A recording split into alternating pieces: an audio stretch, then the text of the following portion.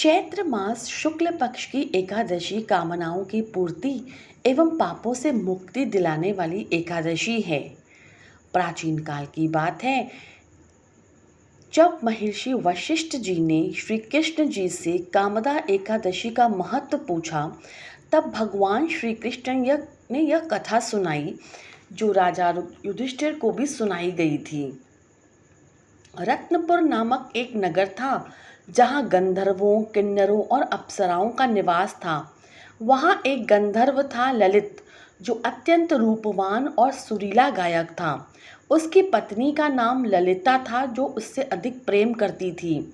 एक दिन ललित राजा के दरबार में संगीत प्रस्तुत कर रहा था, लेकिन उसका मन अपनी पत्नी ललिता में ही रमा हुआ था। उसका ध्यान भटक गया, जिससे उसकी लय टूट गई। राजा ने इसे अपमान समझकर क्रोधित होकर श्राप दे दिया, तू अब राक्षस योनि में जा। ललित तुरंत ही विकराल राक्षस बन गया। उसका सुंदर शरीर कुरूप हो गया और उसकी वाणी भी विकृत हो गई। ललिता यह देखकर अत्यंत दुखी हुई और अपने पति को पूर्व रूप में लाने के लिए ऋषियों और साधु के पास गई। एक दिन वह ऋषि श्रृंगी के पास पहुंची। उन्होंने कहा, हे देवी, चैत्र शुक्ल एकादशी का व्रत करो, जिसे कामदा एकादशी कहा जाता है।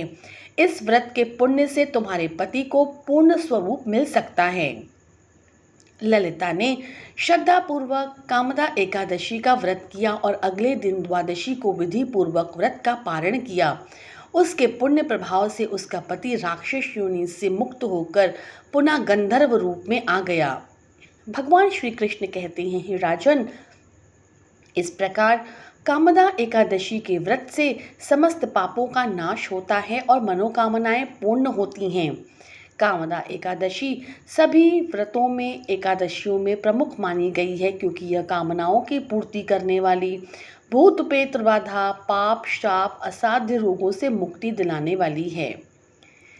इस व्रत की विधि इस प्रकार है। इसकी तैयारी के लिए एक रात पहले ही सात्विक भोजन करें, ब्रह्मचर्य का पालन करें, नकारात्मक भावों से बचें और मानसिक शुद्धि रखें।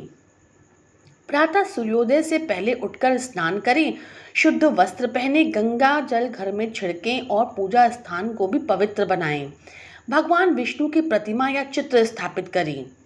पीले पुष्प, तुलसी दल, पीली मिठाई और पंचामृत से भगवान विष्णु की पूजा करें। विष्णु सहस्त्र नाम, विष्णु चालीसा, ओम नमो भगवते वासुदेवाय मंत्र का जाप करें। धूप दीप नैवेद्य अर्पित करें। दिन भर व्रत रखें। निर्जला यदि संभव हो तो ठीक है, अन्यथा फलाहार करें।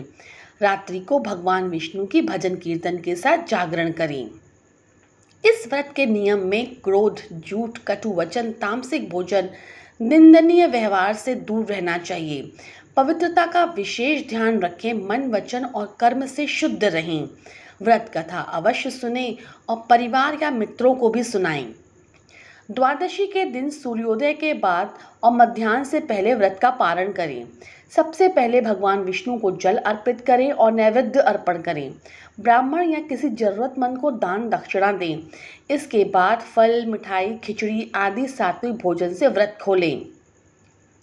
इस व्रत में कई उपाय किए जा सकते हैं, जैसे कि मनोकामना पूर्ति के लिए कामदा एकादशी को भगवान विष्णु को पीले पुष्प अर्पित करके ओम श्रीम हरिम नमो भगवते वासुदेवाय मंत्र का 108 बार जाप करें। पाप और श्राप की मुक्ति के लिए तुलसी पत्र और चंदन से भगवान विष्णु का अभिषेक करें। रोग और बाधा नाश के लिए व्रत के दिन किसी रोगी को फल, वस्त्र या दवा दान करें।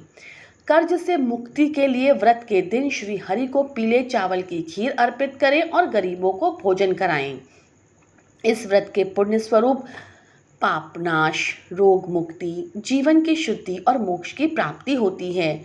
श्रापित जीवन या अशुभ प्रभावों से भी मुक्ति मिलती है। घर में सुख, शांति और सौभाग्य का वास होता है।